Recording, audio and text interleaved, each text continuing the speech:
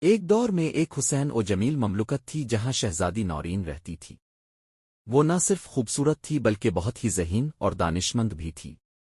جبکہ دوسری شہزادیاں گڑیاؤں اور زیورات سے کھیلتی تھیں، نورین کتابیں پڑھنے اور اپنے والد سے حکمرانی سیکھنے میں دلچسپی لیتی تھی۔ ایک دن نورین نے اپنے والد سے پوچھا، ابا، میں ہمیشہ یہ سوچتی ہوں کہ رعایا کے مسائل کو حل کرنے اور انصاف فراہم کرنے میں آپ کیسے کامیاب رہتے ہیں؟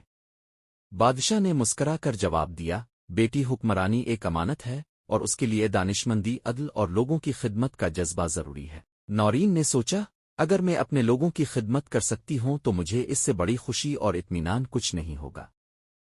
اس نے اپنے والد سے اجازت مانگی کہ وہ قانون کی تعلیم حاصل کرنا چاہتی ہے۔ بادشاہ نے پہلے تو حیران رہے، لیکن پھر اپنی بیٹی کی دانشمندی اور عزم کو دیکھ کر انہوں نے رضامندی ظاہر کر دی۔ نورین نے ملک کے سب سے مشہور قانون دان سے قانون کی تعلیم حاصل کی۔ وہ دن رات محنت کرتی رہی اور جلد ہی قانون کی ایک ماہر بن گئی۔ جب نورین کی تعلیم مکمل ہوئی تو بادشاہ نے اسے ملک کا پہلا خاتون قاضی مقرر کیا۔ نورین نے اپنی ذمہ داریوں کو بہت سنجیدگی سے لیا اور عدل و انصاف کے لیے کئی اہم فیصلے کیے۔ ایک دن ایک غریب کسان بادشاہ کے پاس آیا اور شکایت کی کہ ایک امیر زمیندار نے اس کی زمین غصب کر لی ہے۔ بادشاہ نے یہ معاملہ نورین کے سپرد کر دیا۔ نورین نے دونوں فریقوں کو سنا اور شواہد کا بغور جائزہ لیا۔ آخر کار اس نے زمیندار کو کسان کی زمین واپس کرنے کا حکم دیا۔ اس فیصلے سے کسان بہت خوش ہوا اور اس نے نورین کو دعاؤں میں یاد کیا۔